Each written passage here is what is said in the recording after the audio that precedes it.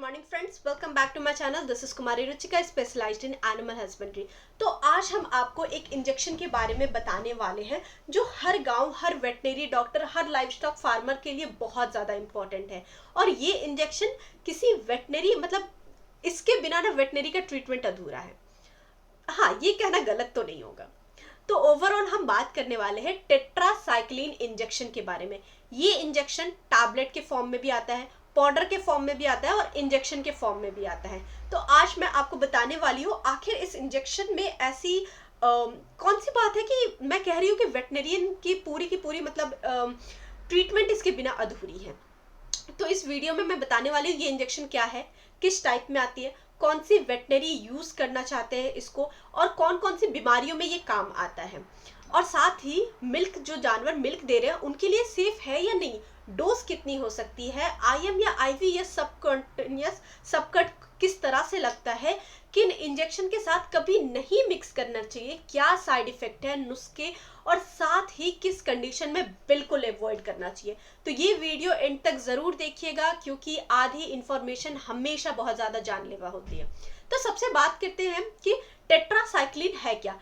Tetracycline एक broad spectrum antibiotic है। Antibiotic का मतलब बैक्टीरिया को मारने वाला, उनके ग्रोथ को रोकने वाला, और ब्रॉड स्पेक्ट्रम का मतलब यानी कि ग्राम पॉजिटिव बैक्टीरिया पे भी काम करता है और ग्राम नेगेटिव बैक्टीरिया पे भी काम करता है। साथ ही एरोबिक बैक्टीरिया, एनारोबिक बैक्टीरिया दोनों पे काम करता है। मतलब ज्यादातर बैक्टीरियल इन्फेक्शन में काम करता है और 90% इन्फेक्शन से, जो बैक्टीरिया से होने वाली इन्फेक्शन है, उनको रोकता है। इसलिए ये इंजेक्शन वेटनरी फील्ड में यूनिवर्सल इंजेक्शन माना जाता है। मतलब कुछ भी हुआ नहीं और पता है कि बैक्टीरियल इन्फेक्शन है, टेट्रासाइक्लिन लगा दो भाई। अब बात करते हैं टेट्रासाइक्लिन इंजेक्शन के कौन कौन से टाइप होते हैं। इसके दो स्ट्रेंथ में मिलते हैं, ठीक है। पहला 500 ग्राम 500 mg पर ml के हिसाब से होता है, ठीक है। ये वेटनेरियंस के लिए सबसे सेफेस्ट और सबसे ज्यादा रिकमेंडेड होता है और ऑलमोस्ट हर जानवर पे आप रेगुलरली यूज कर सकते हैं। और दूसरा टाइप 2 यानी 100 ग्राम पर ml, ठीक है। ये बहुत ज्यादा स्ट्रॉन्ग होता है। वेटनेरियंस यूज जनरली इसको अवॉइड करते हैं क्योंकि इसके साइड इफेक्ट ज्यादा होते हैं। और सबसे इंपॉर्टेंट बात यह है कि जो वेटनरी प्रैक्टिस में ना सिर्फ 50 mg पर ml वाला ही यूज करते हैं। अब बात करते हैं कि कौन कौन सी ऐसी बीमारियां हैं जिसमें ये यूज होता है। एक एक डिजीज का नाम गिन गिन कर शुरू करते हैं, तो वीडियो को एंड तक देखिएगा आप, ठीक है। सिंपल लैंग्वेज में हम समझते हैं, जितना भी इन्फेक्शन बैक्टीरिया से होता है, ठीक है, उन सब में टेट्रासाइक्लिन यूज होता है। जैसे कि fever with infection, respiratory infection, pneumonia, diarrhoea, bacterial वाला डायरिया, वुंड इन्फेक्शन हो गया, मेस्टाइटिस हो गया है, आई इन्फेक्शन है, ईयर इन्फेक्शन है, स्किन इन्फेक्शन है, स्पेक्टीमिया है, ये सारे में यूज कर सकते हैं। और कोई भी वायरल डिजीज जिसका सेकेंडरी बैक्टीरियल इन्फेक्शन हो जाता है, ठीक है।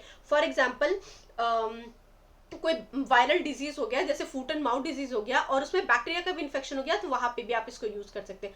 वहां ये इंजेक्शन जरूर सपोर्ट करते हैं।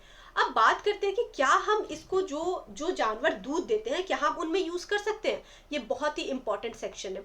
टेट्रासाइक्लिन का सबसे बड़ा नेगेटिव पॉइंट ये है कि अगर जानवर दूध दे रहा है, मिल्क प्रोडक्शन कम करता है, उस जगह पे नहीं, मिल्क रेसिड्यू का रिस्क हो जाता है।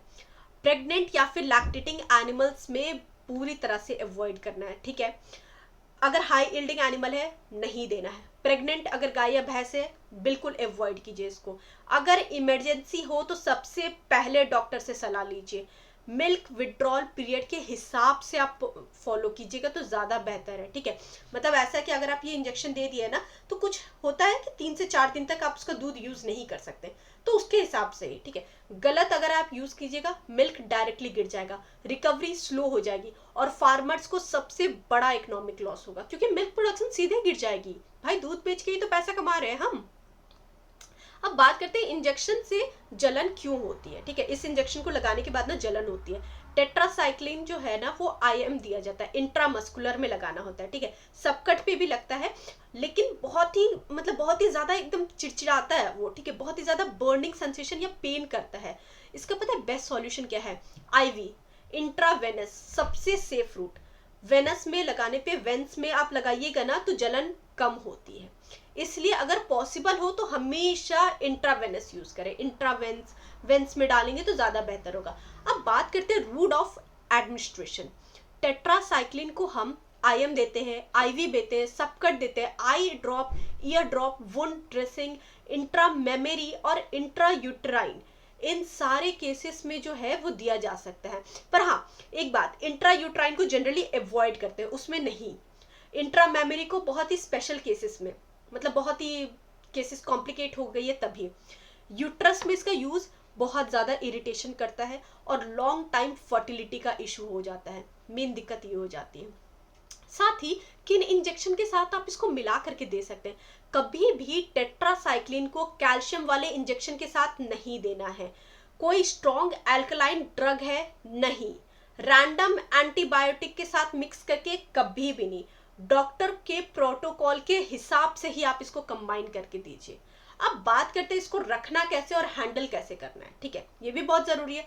रूम टेम्परेचर 10 डिग्री से 25 डिग्री के अंदर, फ्रीजर में कभी भी नहीं रखना है इसको, डायरेक्ट सनलाइट में नहीं। एक्सपायरी डेट चेक करना कभी ना भूलें। डोज रेट की अगर हम बात करें तो एग्जैक्ट डोज रेट जो है वो हमेशा डॉक्टर डिसाइड करेगा। गोट या शिप में बॉडी वेट के हिसाब से दिया जाता है, गाय या भैंस में 30 या 40 ml जो है डिपेंड करता है कंडीशन के ऊपर। तो ओवरऑल अगर हम बात करें ना तो ये इंजेक्शन जितना फायदेमंद है ना उतना ही ज्यादा खतरनाक भी है अगर गलत तरीके से यूज किया जाए। खुद से कभी भी यूज नहीं करना है। यूट्यूब देखकर एक्सपेरिमेंट भूल के भी ना करें। हमेशा वेटनरी डॉक्टर से सलाह जरूर लें। आपको ये पूरी इंफॉर्मेशन कैसी लगी हमें कमेंट सेक्शन में जरूर बताइएगा और हमारे चैनल को लाइक, सब्सक्राइब और शेयर करने के लिए आपका बहुत बहुत शुक्रिया। Have a good day.